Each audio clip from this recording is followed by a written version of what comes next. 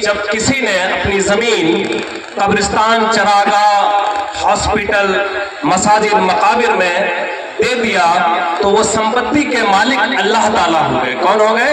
अल्लाह हो गए। हिंदुस्तान में जो वक्फ की संपत्ति है वो 15 लाख बीघे है। कितने हैं भाई साहब? 15 लाख बीघे। वक्फ की जो संपत्ति है जो मुसलमानों ने दी है उसका कुल रकबा 15 लाख बीघा। उसकी कीमत आज के दौर में लगभग 1 लाख करोड़ रुपए है। कितने हैं? 1 लाख। अब इस सरकार की मंशा क्या है कि ये जो मुसलमानों की जमीन है 15 लाख बीघे, 15 बीघा नहीं कह रहा हूं, कितना कह रहा हूं मैं? 15 लाख बीघे।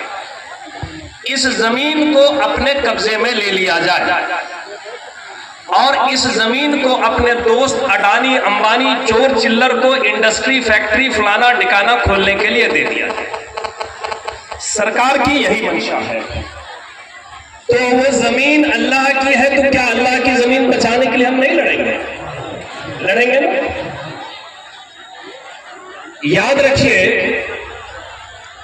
कि ये जो सरकार है ये गूंगी, बहरी और चोर और चिल्लर की सरकार है। देश में महंगाई है, बेरोजगारी है, इससे इसको कोई लेना देना नहीं है। रुपये का कीमत रोजाना गिर रहा है। तेल का दाम कमोबेश हर 2 दिन 4 दिन में बढ़ रहा है। बच्चे बीटेक, एमटेक, एमएससी, पीएचडी करके सड़क की खाक छान में 15,000 रुपये नहीं मिल रहा है महीने का। इन तमाम चीजों से ये ध्यान भटकाने के लिए ये कभी वक्फ बिल लाते हैं, कभी एनआरसी सीए लाते हैं, कभी 3 तलाक लाते हैं, कभी औरंगजेब का मामला लाते हैं, जबकि लोगों का जेब खाली होता। जब छोटे थे हम लोग तो याद है मुझे, जो मेरा आबाई गांव है बाबूपुर महागामा थाना में, तो उसके उत्तर तरफ नहर है। तो चोर लोग उसमें दौड़ते थे रात में, मतलब टॉर्च जलाते। तो गांव वाले हल्ला करते थे। तो हम हल्ला इसलिए करते थे कि चोर क्या हो जाए, भाग जाए। तो हम यही ना चोर को भगाने के लिए आए हैं। चोर बैठा हुआ ना वहां, चोर बैठा हुआ है। चोर को भगाने के लिए क्या करना होगा? हल्ला करना होगा। हमने एनआरसी सीए में हल्ला किया, हर गली कूचे में हमने आंदोलन चलाया। मैं जामिया मिल्लिया में एडहॉक लेक्चर रह चुका हूं। सबसे पहले शुरुआत जो हुई वो जामिया मिल्लिया से। कहां से हुई? जामिया मिल्लिया से। पूरे देश में आंदोलन हुआ और उस आंदोलन का फायदा क्या हुआ जानते हैं? एनआरसी सीए कानून तो बना दिया, वो कानून जो है रत्ती के टुकड़ों में चला गया। 3 तलाक कानून तो बना दिया। अभी सुप्रीम कोर्ट ने मरकजी हुकूमत से पूछा है कि आपने 3 तलाक कानून जो बनाया उसको जमीन पर आपने कितना उतारा? ये सुप्रीम कोर्ट ने पूछा। इसलिए जब आप आवाज बुलंद करेंगे कानून के दायरे में रहकर, आईन के दायरे में रहकर, तो आपकी आवाज ये गूंगी बहरी सरकार भी सुनेगी। अगर आप ये लड़ाई लड़ रहे हैं तो इंशाअल्लाह जीत आपकी होगी। अब ये सरकार क्या कह रही है कि जो वक्फ बोर्ड बना है उसमें हम हिंदू भाइयों को दाखिल करेंगे। अब बताइए, अगर मंदिर की कमेटी हो और रब्बानी को उसमें शामिल कर दिया जाए तो रब्बानी क्या करेगा भाई? पूजा पाठ के बारे में नहीं जानकारी। अरे रब्बानी को मस्जिद कमेटी में, कब्रिस्तान कमेटी में, खानका कमेटी में डालो तो रब्बानी कुछ कर सकता है। और डॉक्टर प्रदीप सिंह साहब को मठ कमेटी में, मंदिर कमेटी में डाले तो वो कुछ कर सकते हैं। तो इनकी मनसा साफ नहीं है। और फिर इन्होंने क्या अधिकार दे दिया है डीएम को कि आप चेक कीजिएगा कि क्या वो कब्रिस्तान मुसलमानों की है कि नहीं। अब बताइए, मुर्गा चक का कब्रिस्तान सामने में है, क्या इसके कागजात हैं हमारे पास? है? मुर्गा चक वाले बताइए, नहीं है। तो सरकार कहेगी डीएम साहब आप मुर्दा को दफन मत कीजिए। तो ये, और आपके बीच कुछ अंधभक्त आएंगे, भाजपाई। कौन आएंगे? अंधभक्त। कोल्हू आप लोग देखे हैं, बड़े बुजुर्ग देखे होंगे कोल्हू, नौजवान लोग नहीं देखा होगा। कोल्हू में एक पटरा रहता था, उसमें पत्थर रखा रहता था। अब कोल्हू के बैल के आंख में पट्टी बांधी दी डॉक्टर साहब, वही बैल भाजपाई अंधभक्त है। उसको बोलता है भैया देखो ये सोने का रखे हैं पत्थर, सोने का है ये पत्थर, और जब पट्टी खोलेंगे तुम बहुत दूर निकल जाओगे, अब फिर ये सोने का जो ढेला तुमको दे दे। तुम अमीर हो जाओगे रातों रात। वही भाजपाई भक्त को यही पट्टी पढ़ाया गया है कि जो वक्फ प्रॉपर्टी लेंगे और मुसलमानों को इससे फायदा होगा। तो उन भाजपाइयों और अंध भक्तों से पूछिएगा कि 2014 में जो मौलाना आजाद एजुकेशनल फंड था वो आपने क्यों बंद कर दिया? डॉक्टर साहब, प्री मैट्रिक स्कॉलरशिप और नेशनल फेलोशिप गरीब बच्चों और बच्चियों को वजीफा मिलता था उससे, उसको मोदी सरकार ने बंद कर दिया।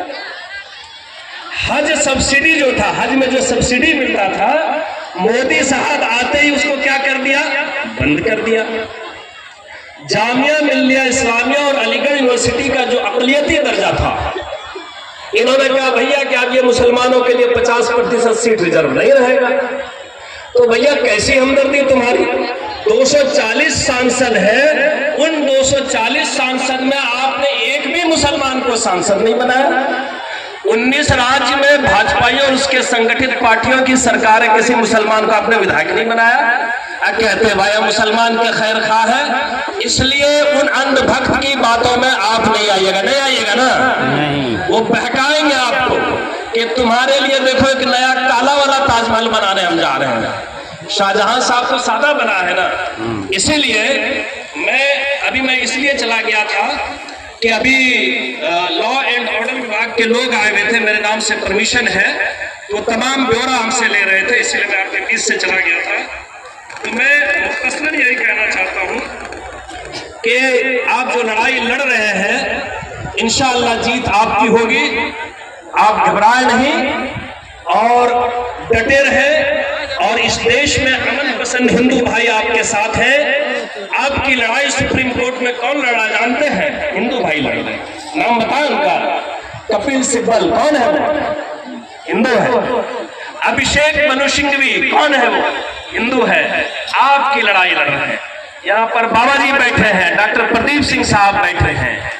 इसलिए मैं ज्यादा लंबी वक्त नहीं लूंगा आपसे। मैं सिर्फ यही कहना चाहता हूं कि इस देश की को जो आजादी मिली, अंग्रेजों ने जो डिवाइड एंड रूल की पॉलिसी लाई,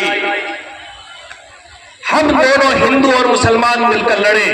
इतिहास का मैं एक वाकया बताना चाहता हूं मुख्तसर, कि शहीद आजम अशफाकुल्लाह खान और शहीद आजम पंडित राम प्रसाद बिस्मिल दोनों जिगरी दोस्त थे और आजादी के दीवाने थे। दोनों एक साथ खाते पीते, उठते बैठते, सोते जागते थे। जब हिंदू अशफाकुल्लाह खान को देखता तो कहता, जब हिंदू पंडित राम प्रसाद बिस्मिल को देखता तो कहता जो है पंडित राम प्रसाद बिस्मिल अशफाकुल्लाह खान के साथ रहकर मुसलमान हो गया है, और मुसलमान जब शहीद आजम अशफाकुल्लाह खान को देखता तो कहता ये पंडित के साथ रहकर पंडित हो गया है। लेकिन दोनों अपने अपने दीन और धर्म पर कायम थे। काकोरी एक रेलवे स्टेशन है उत्तर प्रदेश में। जब अंग्रेज हिंदुस्तान से मालो गनीमत ढोकर ले जा रहे थे तो अशफाकुल्लाह खान ने यह प्रोग्राम बनाया अपने साथियों से मिलकर, जिसमें पंडित राम प्रसाद बिस्मिल मौजूद नहीं थे। उन्होंने ये प्रोग्राम बनाया कि ये मालो गनीमत को अंग्रेज को हम अपने देश में ले जाने नहीं देंगे। उन्होंने रात में डाका डाला और तमाम मालो गनीमत लूट कर लेकर चले गए। कौन? शहीद आजम अशफाकुल्लाह खान। सवेरे जब पुलिस ने जांच किया, उसमें एक चादर मिली, पता चला कि यह चादर पंडित राम प्रसाद बिस्मिल की है।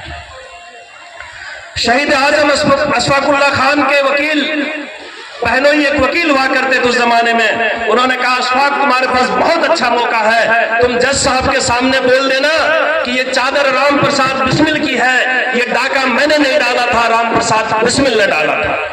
उन्होंने कहा बहनों साहब आपको अपनी वकालत मंजूर हो, मैं जज साहब के सामने बोलूंगा कि जज साहब बेशक ये चादर राम प्रसाद बिस्मिल की है, बेशक राम प्रसाद बिस्मिल मेरा दोस्त है, लेकिन ये चादर राम प्रसाद बिस्मिल की है, मैंने ये चादर ओढ़ी थी और मैंने ये डाका डाला था। और यही बात उन्होंने जज साहब के सामने, और हंसते मुस्कुराते फांसी के फंदे पर चढ़ गए।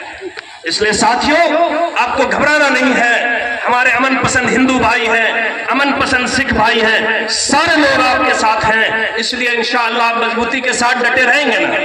दुआ होगी, दुआ के बाद ही आप मैदान छोड़ेंगे। चलिए मैं शेर के साथ अपनी बात खत्म करता हूं।